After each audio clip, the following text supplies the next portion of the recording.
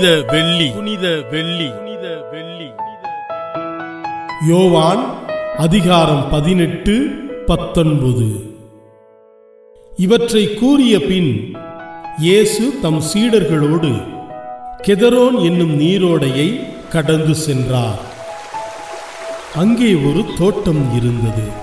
தம் சீடர்களோடு இயேசு அதில் நுழைந்தார். அவரை காட்டிக் கொடுத்த யூதாசுக்கு அந்த இடம் தெரியும். ஏனெனில் இயேசுவும் அவருடைய சீடர்களும் அடிக்கடி அங்கு கூடுவர்.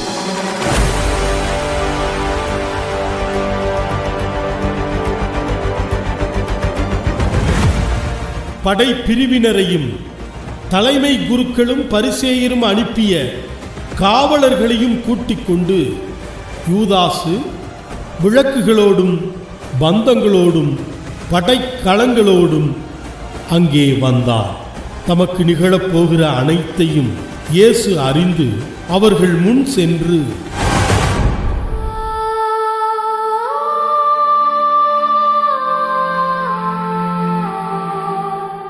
யாரை தேடுகிறீர்கள் என்று கேட்டார். அவர்கள் மறுமொழியாக, நாசரேத்து இயேசுவை தேடுகிறோம் என்றார்கள். இயேசு, நான் தான் என்றார். அவரை காட்டிக் கொடுத்த யூதாசும் அவர்களோடு நின்று கொண்டிருந்தான். நான் தான் என்று இயேசு அவர்களிடம் சொன்னதும் அவர்கள் பின்வாங்கி தரையில் விழுந்தார்கள். யாரை தேடுகிறீர்கள் என்று இயேசு மீண்டும் அவர்களிடம் கேட்டார். அவர்கள், நாசரேத்து இயேசுவை தேடுகிறோம் என்றார்கள். இயேசு அவர்களை பார்த்து, நான் தான் என்று உங்களிடம் சொன்னேனே, நீங்கள் என்னை தேடுகிறீர்கள் என்றால் இவர்களை போகவிடுங்கள் என்றார். நீர் என்னிடம் ஒப்படைத்தவர்களுள் எவரையும் நான் இழந்து விடவில்லை என்று அவரே கூறியிருந்தது இவ்வாறு நிறைவேறியது. சீமோன் பேதுருவிடம் ஒரு வாள் இருந்தது. அவர் அதை உருவி தலைமை குருவின் பணியாளரை தாக்கி அவரது வலக்காதை வெட்டினார். அப்பணியாளரின் பெயர் மால்கு. இயேசு பேதுருவிடம், வாளை உரையிலே போடு. தந்தை எனக்கு அளித்த துன்பக் கிண்ணத்திலிருந்து நான் குடிக்காமல் இருப்பேனோ என்றார். படை பிரிவினரும் ஆயிரத்தவர் தலைவரும் யூதர்களின் காவலர்களும் இயேசுவை பிடித்து கட்டி முதலில் அவரை அன்னாவிடம் கொண்டு சென்றார்கள். ஏனெனில் அந்த ஆண்டில் தலைமை குருவாயிருந்த கயபாவுக்கு அவர் மாமனார். இந்த கயபாதான் மக்களுக்காக ஒருவர் மட்டும் இறப்பது நல்லது என்று யூதர்களுக்கு ஆலோசனை கூறியவர். சீமோன் பேதுருவும் மற்றொரு சீடரும் இயேசுவை பின்தொடர்ந்து வந்தனர். அந்த சீடர் தலைமை குருவுக்கு அறிமுகமானவர். ஆகவே இயேசுவுடன் தலைமை குருவின் மாளிகை முற்றத்தில் நுழைந்தார். பேதுரு வெளியில் வாயில் அருகே நின்று கொண்டிருந்தார். அப்போது தலைமை குருவுக்கு அறிமுகமாயிருந்த அந்த சீடர் வெளியே வந்து வாயில் காவலரிடம் சொல்லி பேதுருவை உள்ளே கூட்டிச் சென்றார். வாயில் காவல் செய்த அப்பணிப்பெண் பேதுருவிடம், நீயும் இம்மனிதருடைய சீடருள் ஒருவன்தானே என்று கேட்டார். பேதுரு, இல்லை என்றார். அப்போது குளிராய் இருந்ததால் பணியாளர்களும் காவலர்களும் கரியினால் தீமூட்டி அங்கே நின்று குளிர் காய்ந்து கொண்டிருந்தார்கள். பேதுருவும் சென்று அவர்களோடு நின்று குளிர் காய்ந்து கொண்டிருந்தார். தலைமை குரு இயேசுவின் சீடர்களை பற்றியும் அவருடைய போதனையை பற்றியும் அவரிடம் கேட்டார். இயேசு அவரை பார்த்து, நான் உலகறிய வெளிப்படையாக பேசினேன். யூதர் அனைவரும் கூடிவரும் தொழுகை கூடங்களிலும் கோவிலிலும் தான் எப்போதும் கற்பித்து வந்தேன். நான் மறைவாக எதையும் பேசியதில்லை. ஏன் என்னிடம் கேட்கிறீர்? நான் பேசியதை கேட்டுக்கொண்டிருந்தவர்களிடம் கேட்டுப்பாரும். நான் என்ன சொன்னேன் என அவர்களுக்கு தெரியுமே என்றார். அவர் இப்படி சொன்னதால் அங்கு நின்று கொண்டிருந்த காவலருள் ஒருவர், தலைமை குருவுக்கு இப்படியா பதில் கூறுகிறாய் என்று சொல்லி இயேசுவின் கன்னத்தில் அறைந்தார். இயேசு அவரிடம், நான் தவறாக பேசியிருந்தால் தவறு என்ன என்று காட்டும். சரியாக பேசியிருந்தால் ஏன் என்னை அடிக்கிறீர் என்று கேட்டார். அதன் பின் அன்னா அவரை கட்டப்பட்ட நிலையில் தலைமை குரு கயபாவிடம் அனுப்பினார்.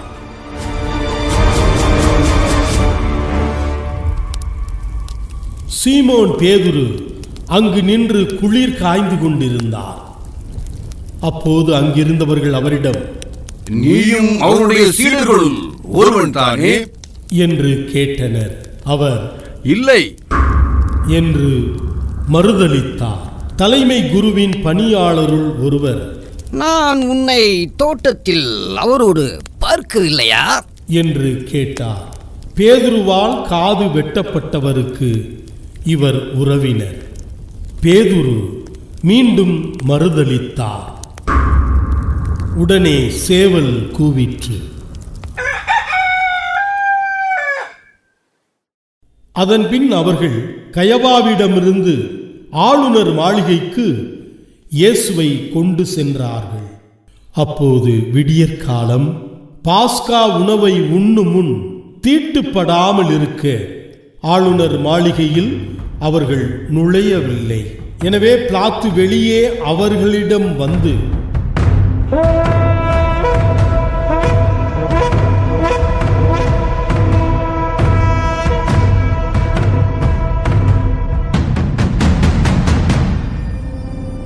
நீங்கள் இந்த ஆளுக்கு எதிராக கூறும் குற்றச்சாட்டு என்ன என்று கேட்டார். அதற்கு அவர்கள், இவன் குற்றம் செய்யாதிருந்தால் இவனை நாங்கள் உம்மிடம் ஒப்புவித்திருக்க மாட்டோம் என்றார்கள். பிலாத்து அவர்களிடம், நீங்கள் இவனை கொண்டு போய் உங்கள் சட்டப்படி இவனுக்கு தீர்ப்பு வழங்குங்கள் என்றார். யூதர்கள் அவரிடம், சட்டப்படி நாங்கள் யாருக்கும் மரண தண்டனை விதிக்க முடியாது என்றார்கள். இவ்வாறு தாம் எப்படிப்பட்ட சாவுக்கு உட்பட போகிறார் என்பதை குறிப்பிட்டு இயேசு கூறியிருந்ததை நிறைவேறச் செய்தார்கள். பிலாத்து மீண்டும் ஆளுநர் மாளிகைக்குள் சென்று இயேசுவை கூப்பிட்டு அவரிடம், நீ யூதரின் அரசனா என்று கேட்டார். இயேசு மறுமொழியாக, நீராக இதை கேட்கிறீரா அல்லது மற்றவர்கள் என்னை பற்றி உம்மிடம் சொன்னதை வைத்து கேட்கிறீரா என்று கேட்டார். அதற்கு பிலாத்து, நான் ஒரு யூதனா? என்ன, உன் இனத்தவரும் தலைமை குருக்களும் தானே உன்னை என்னிடம் ஒப்புவித்தார்கள். நீ என்ன செய்தாய் என்று கேட்டார். இயேசு மறுமொழியாக, எனது ஆட்சி இவ்வுலக ஆட்சி போன்றது அல்ல. அது இவ்வுலக ஆட்சி போன்றதாய் இருந்திருந்தால் நான் யூதர்களிடம் காட்டிக் கொடுக்கப்படாதவாறு என் காவலர்கள் போராடியிருப்பார்கள். ஆனால் என் ஆட்சி இவ்வுலக ஆட்சி போன்றது அல்ல என்றார். பிலாத்து அவரிடம், அப்படியானால் நீ அரசன்தானோ என்று கேட்டார். அதற்கு இயேசு, அரசன் என்று நீர் சொல்கிறீர். உண்மையை எடுத்துரைப்பதே என் பணி. இதற்காகவே நான் பிறந்தேன். இதற்காகவே உலகிற்கு வந்தேன். உண்மையை சார்ந்தவர் அனைவரும் என் குரலுக்கு செவிசாய்க்கின்றனர் என்றார். பிலாத்து அவரிடம், உண்மையா? அது என்ன என்று கேட்டார். இப்படி கேட்ட பின் பிலாத்து மீண்டும் யூதரிடம் சென்று, இவனிடம் நான் குற்றம் ஒன்றும் காணவில்லையே என்றார். மேலும், பாஸ்கா விழாவின் போது உங்கள் விருப்பப்படி ஒரு கைதியை விடுதலை செய்யும் வழக்கம் உண்டே. யூதரின் அரசனாகிய இவனை நான் விடுதலை செய்யட்டுமா? உங்கள் விருப்பம் என்ன என்று கேட்டார். அதற்கு அவர்கள் இவன் வேண்டாம், பரமாவையே விடுதலை செய்யும் என்று மீண்டும் கத்தினார்கள். அந்த பரபா ஒரு கள்வன். பின்னர் பிலாத்து இயேசுவை சாட்டையால் அடிக்கச் செய்தான். வீரர்கள் ஒரு முள்முடி பின்னி அவர் தலையின் மேல் வைத்து செந்நிற மேலுடையை அவருக்கு அணிவித்தார்கள். அவரிடம் வந்து, யூதரின் அரசே வாழ்க என்று சொல்லி அவருடைய கன்னத்தில் அறைந்தார்கள். பிலாத்து மீண்டும் வெளியே வந்து அவர்களிடம், அவனை நான் உங்கள் முன் வெளியே கூட்டி வருகிறேன். பாருங்கள், அவனிடம் நான் குற்றம் ஒன்றும் காணவில்லை என்பதை அறிந்து கொள்ளுங்கள் என்றார். இயேசு முள்முடியும் செந்நிற மேலுடையும் அணிந்தவராய் வெளியே வந்தார்.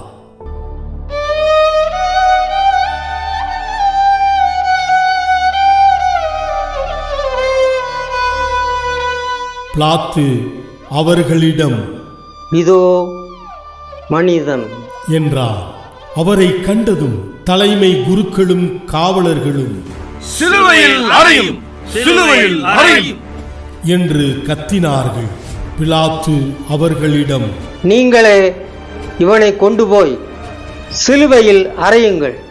இவனிடம் குற்றம் இருப்பதாக எனக்கு தெரியவில்லை என்றார். யூதர்கள் அவரை பார்த்து, எங்களுக்கு ஒரு சட்டம் உண்டு, அச்சட்டத்தின்படி இவன் சாக வேண்டும், ஏனெனில் இவன் தன்னையே இறைமகன் என உரிமை கொண்டாடுகிறான் என்றனர். பிலாத்து இதை கேட்டதும் இன்னும் மிகுதியாக அஞ்சினான். அவன் மீண்டும் ஆளுநர் மாளிகைக்கு சென்று இயேசுவிடம், நீ எங்கிருந்து வந்தவன் என்று கேட்டான். ஆனால் இயேசு அவனுக்கு பதில் கூறவில்லை. அப்போது பிலாத்து, என்னோடு பேச மாட்டாயா? உன்னை விடுதலை செய்யவும் எனக்கு அதிகாரம் உண்டு, உன்னை சிலுவையில் அறையவும் எனக்கு அதிகாரம் உண்டு என்பது உனக்கு தெரியாதா என்றார். இயேசு மறுமொழியாக, மேலிருந்து அருளப்படாவிடில் உமக்கு என்மேல் எந்த அதிகாரமும் இராது. ஆகவே என்னை உம்மிடம் ஒப்புவித்தவன்தான் பெரும் பாவம் செய்தவன் என்றார். அது முதல் பிலாத்து அவரை விடுவிக்க வழி தேடினார். ஆனால் யூதர்கள், நீர் இவனை விடுவித்தால் சீசருடைய நண்பராய் இருக்க முடியாது. தம்மையே அரசராக்கிக் கொள்ளும் எவரும் சீசருக்கு எதிரி என்றார்கள். இவ்வார்த்தைகளை கேட்டதும் பிலாத்து இயேசுவை வெளியே கூட்டி வந்தான். கல்தலம் என்னும் இடத்தில் இருந்த நடுவர் இருக்கையின் மீது அமர்ந்தான். அந்த இடத்திற்கு எபிரேய மொழியில் கபதா என்பது பெயர். அன்று பாஸ்கா விழாவுக்கு ஏற்பாடு செய்யும் நாள். ஏறக்குறைய நண்பகல் வேளை. பிலாத்து யூதர்களிடம், இதோ உங்கள் அரசன் என்றார். அவர்கள், ஒழிக, ஒழிக, அவனை சிலுவையில் அறையும் என்று கத்தினார்கள். பிலாத்து அவர்களிடம், உங்கள் அரசனை நான் சிலுவையில் அறைய வேண்டும் என்கிறீர்களா என்று கேட்டான். அதற்கு தலைமை குருக்கள், எங்களுக்கு சீசரை தவிர வேறு அரசர் இல்லை என்றார்கள். அப்போது பிலாத்து அவரை சிலுவையில் அறையுமாறு அவர்களிடம் ஒப்புவித்தார். அவர்கள் இயேசுவை தம் பொறுப்பில் ஏற்றுக்கொண்டார்கள். இயேசு சிலுவையை தாமே சுமந்து கொண்டு மண்டை ஓட்டியிடம் என்னும் இடத்திற்கு சென்றார். அதற்கு எபிரேய மொழியில் கொல்கொதா என்பது பெயர். அங்கே அவர்கள் இயேசுவையும் அவரோடு வேறு இருவரையும் சிலுவைகளில் அறைந்தார்கள். அவ்விருவரையும் இரு பக்கங்களிலும் இயேசுவை நடுவிலுமாக அறைந்தார்கள். பிலாத்து குற்ற அறிக்கை ஒன்று எழுதி அதை சிலுவையின் மீது வைத்தார். அதில் நாசரேத்து இயேசு யூதர்களின் அரசன் என்று எழுதியிருந்தது. இயேசு சிலுவையில் அறையப்பட்ட இடம் நகரத்துக்கு அருகில் இருந்ததால் யூதருள் பலர் இந்த குற்ற அறிக்கையை வாசித்தனர். அது எபிரேயம், லத்தீன், கிரேக்கம் ஆகிய மொழிகளில் எழுதப்பட்டிருந்தது. யூதரின் தலைமை குருக்கள் பிலாத்திடம், யூதரின் அரசன் என்று எழுத வேண்டாம், மாறாக யூதரின் அரசன் நான் என்று அவனே சொல்லிக் கொண்டதாக எழுதும் என்று கேட்டுக்கொண்டார்கள். பிலாத்து அவர்களை பார்த்து, நான் எழுதியது எழுதியதே என்றார்.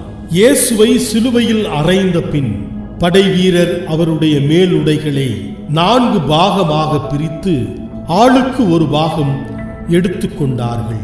அங்கியையும் அவர்களே எடுத்துக்கொண்டனர். அந்த அங்கி மேலிருந்து கீழ் வரை தையலே இல்லாமல் நெய்யப்பட்டிருந்தது.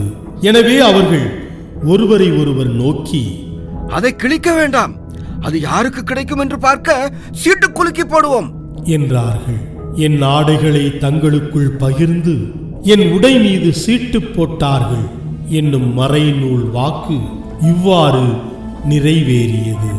சிலுவை அருகில் இயேசுவின் தாயும் சகோதரியும் குலோப்பாவின் மனைவியுமான மரியாவும் மகதலா மரியாவும் நின்று கொண்டிருந்தனர்.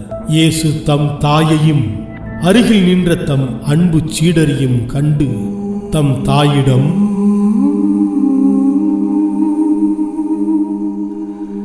அம்மா, இவரே உன் மகன் என்றார். பின்னர் தம் சீடரிடம், இவரே உம் தாய் என்றார். அந்நேரம் முதல் அச்சீடர் அவரை தம் வீட்டில் ஏற்று ஆதரவு அளித்து வந்தார். இதன்பின் அனைத்தும் நிறைவேறிவிட்டது என்பதை அறிந்த இயேசு,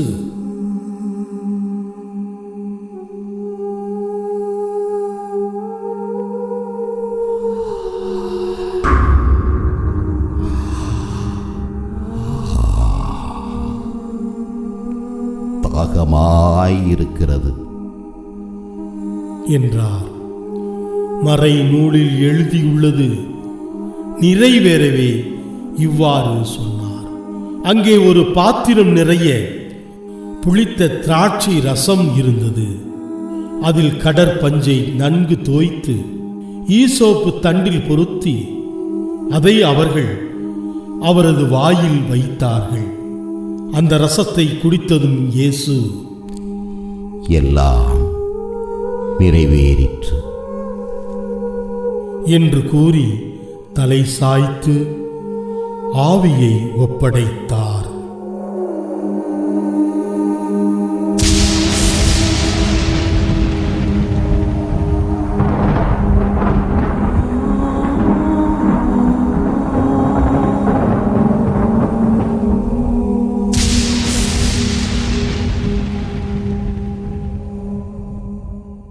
அன்று பாஸ்கா விழாவுக்கு ஏற்பாடு செய்யும் நாள். அடுத்த நாள் ஓய்வு நாளாகவும் பெருநாளாகவும் இருந்தது.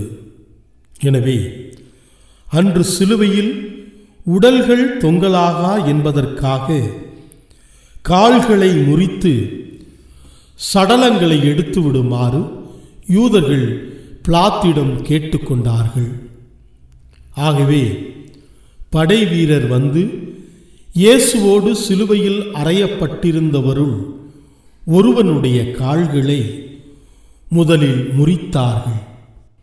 பின்னர் மற்றவனுடைய கால்களையும் முறித்தார்கள். பின்பு அவர்கள் இயேசுவிடம் வந்தார்கள். அவர் ஏற்கனவே இறந்து போயிருந்ததை கண்டு அவருடைய கால்களை முறிக்கவில்லை. ஆனால் படை வீரருள் ஒருவர் இயேசுவின் விழாவை ஈட்டியால் குத்தினார். உடனே இரத்தமும் தண்ணீரும் வடிந்தன. இதை நேரில் கண்டவரே இதற்கு சாட்சி. அவரது சான்று உண்மையானதே. அவர் உண்மையையே கூறுகிறார் என்பது அவருக்கு தெரியும். நீங்களும் நம்ப வேண்டும் என்பதற்காகவே அவர் இதை கூறுகிறார். எந்த எலும்பும் முறிபடாது என்னும் மறைநூல் வாக்கு இவ்வாறு நிறைவேறியது. மேலும் தாங்கள் ஊடுருவ குத்தியவரை உற்று நோக்குவார்கள் என்றும் மறைநூல் கூறுகிறது. அரிமத்தியா ஊரைச் சேர்ந்த யோசேப்பு என்பவர் இயேசுவின் சீடர்களுள் ஒருவர். யூதருக்கு அஞ்சியதால் தம்மை சீடர் என்று வெளிப்படையாக காட்டிக்கொள்ளாதவர். அவர் இயேசுவின் உடலை எடுத்துக்கொண்டு போக பிலாத்திடம் அனுமதி கேட்டார். பிலாத்தும் அனுமதி கொடுத்தான். யோசேப்பு வந்து இயேசுவின் சடலத்தை எடுத்துக்கொண்டு போனார். முன்பு ஒரு முறை இரவில் இயேசுவிடம் வந்த நிக்கேதேம் என்பவரும் அங்கு வந்து சேர்ந்தார். அவர் வெள்ளை போளமும் சந்தனத்தூளும் கலந்து ஏறக்குறைய 30 கிலோகிராம் கொண்டு வந்தார். அவர்கள் இயேசுவின் உடலை எடுத்து யூத அடக்க முறைப்படி நறுமண பொருள்களுடன் துணிகளால் சுற்றி கட்டினார்கள். அவர் சிலுவையில் அறையப்பட்டிருந்த இடத்தில் ஒரு தோட்டம் இருந்தது. அங்கே புதிய கல்லறை ஒன்று இருந்தது. அதில் அதுவரை யாரும் அடக்கம் செய்யப்படவில்லை.